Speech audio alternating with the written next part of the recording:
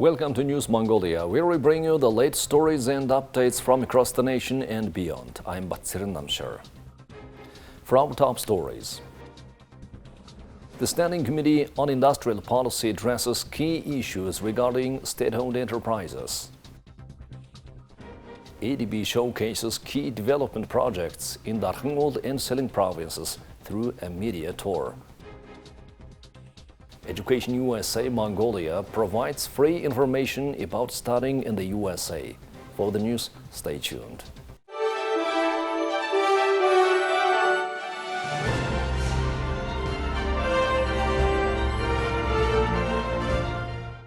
On November 19th, Parliament's Standing Committee on Industrial Policy convened and resolved 4 key issues regarding state-owned enterprises. We have details in the following report. The session began with a discussion of a resolution to amend a previous decision. In January 2024, the committee established a task force to oversee the construction of Mongol refinery, evaluate its progress, and provide recommendations.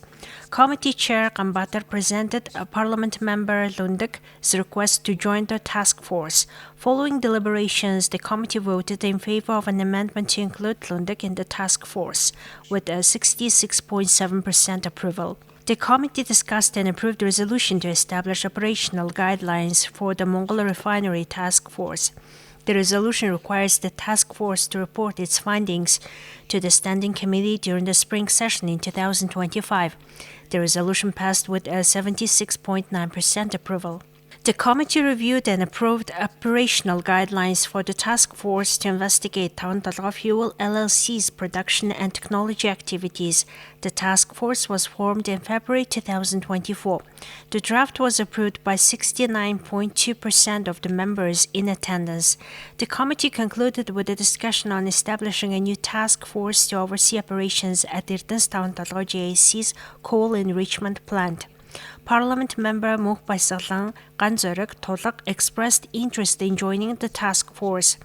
Parliament member Ichtupshan requested the replacement of team members and suggested that the task force's investigation extend beyond the enrichment plant to include the company's coal extraction, export, stock exchange, sales, and transportation. Committee Chair Kambatar supported an expanded scope. The resolution to form the task force, which will be chaired by Parliament member Kambatar, was approved by 71.4% of the members. The members will include Batam Suram, Batbayar, Kanzarek, Jangabel, Lofsan Jamt, Mukbay Salam, Muhtolak, Jurat, Tolak, Wing, Ichtupshan, and Ichtzik. The Asian Development Bank organized a 2-day media tour for journalists to explore 5 significant development projects in Mongolia's Darkhan and Selenge provinces. The projects, all funded by the ADB, aim to address critical infrastructure, healthcare, social and economic needs in the region. The 5 projects include Darkhan Wastewater Management Project, the refurbishment of a domestic violence shelter in Selenge province, Regional Road Development and Maintenance Project, 5th Health Sector Development Project and its emergency assistance, Community Vegetable Farming for Livelihood Improvement. During the site visit, related specialists highlighted that the Darkhan Wastewater Management Project improves the city's wastewater management infrastructure and service delivery through a modern wastewater treatment plant, a developed sewer system and pumping stations. It also supports environmentally sustainable urban development and improved living standards in Darkhan city. On this trip, we visited 7 of them. In Darkhan we saw the UB Darkhan Road that we're standing on now. We also saw the wastewater treatment plant in Darkhan and a school that ADB financed, as well as a center for persons with disabilities. In Selenge, we were able to see a domestic violence shelter. We were able to visit community members who benefited from a community livelihood project focused on growing of crops. And we were also able to visit the regional hospital where ADB has invested in hospital safety measures. The domestic violence shelter was able to support more survivors. The school was full, and the Center for Persons with Disabilities was already providing rehabilitation and habilitation services. Also, as part of the regional road development and maintenance project, the 204.11-kilometer road from Ulaanbaatar to Darkhan, 116.5-kilometer road from Darkhan to Altanbulag, and 57.56-kilometer road from the Khutum Valley to Arvaher in Orhanga province were constructed. Currently, the progress of civil works on the Ulaanbaatar to Darkhan road stands at 98.6%. On the Khutum Valley to Arvaher road, it is 93.9%, and road safety improvements and maintenance on the Darkhan to Altanbulag road is 100% complete. I would like to highlight the Darkhan Wastewater Management Project, which is currently 98% complete. This essential infrastructure project is designed to treat and process wastewater, with 95% of the treated water being fully reusable, significantly improving water sustainability in the region. Through the 5th Health Sector Development Project and its emergency assistance, the Health Center of Selenge Province was upgraded with a blood bank, a sterilization department, a microbiology laboratory and medical waste management facility, and infection prevention and control facility. The project upgraded the medical waste management at the Selenge Health Center by constructing waste management facilities and also supplied waste management equipment to meet national standards. The project fully upgraded the microbiology laboratory in the health center. Education USA is a U.S. Department of State network of over 430 international student advising centers in more than 175 countries. It provides accurate, comprehensive, and current information about opportunities to study at accredited post-secondary institutions in the United States. The network promotes U.S. higher education globally by offering guidance and resources to international students interested in pursuing studies in the United States. Many students pay a third party a lot of money to apply to U.S. universities. We want to let people know that students can apply to U.S. universities and colleges without additional fees. More than 4,000 accredited universities send application-related information to EducationUSA. On November 20th, U.S. Embassy staff presented a free information session about visa applications at American Corner in Ulaanbaatar. On the 21st, Peace Corps staff will launch the competitive college club program. Participation is free of charge.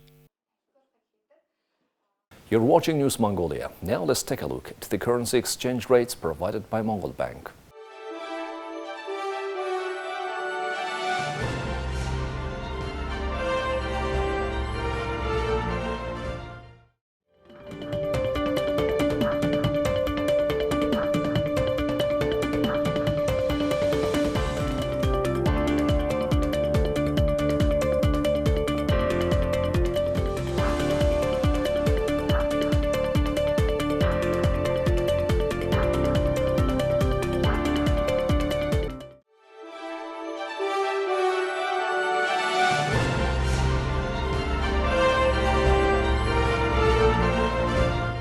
Now let's take a look at international news from our partner agencies.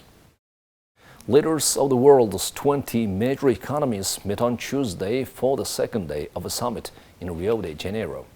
The members issued a joint declaration Monday calling for a global pact to combat hunger, more aid to war-torn Gaza, and an end to hostilities in the Middle East and Ukraine.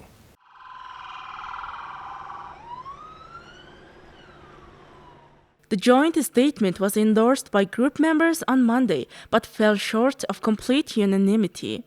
It also called for a future global tax on billionaires and reforms to allow the eventual expansion of the United Nations Security Council beyond its 5 current permanent members. The 3-day meeting in Rio de Janeiro ends on Wednesday. To the developed members of the G20, I propose that they bring forward their climate neutrality targets from 2050 to 2040 or even 2045.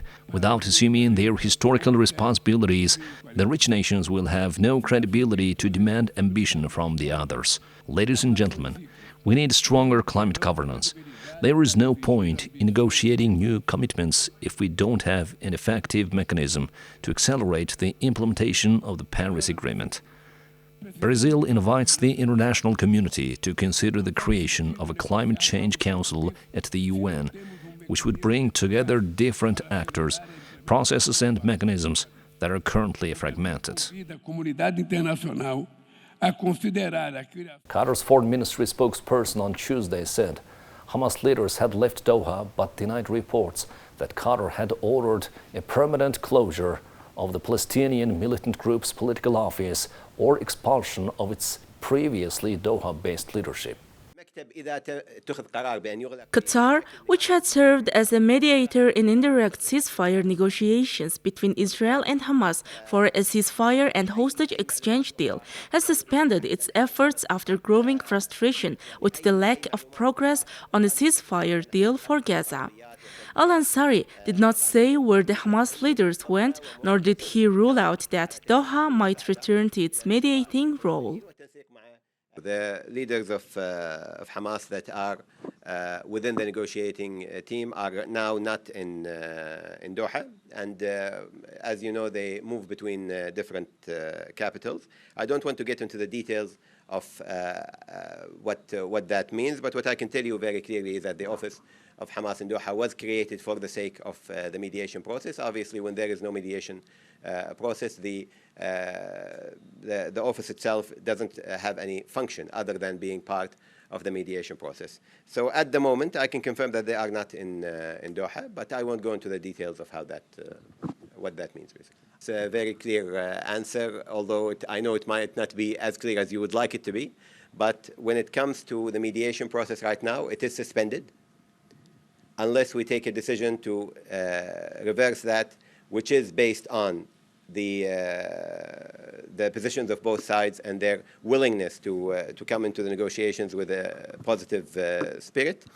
We don't see that the office will hold any reason for being here in Doha. But the decision to close it down, close down the office permanently, is a decision that you will hear about from us directly, and it shouldn't be part of media speculation. To the Turkish government to comment on.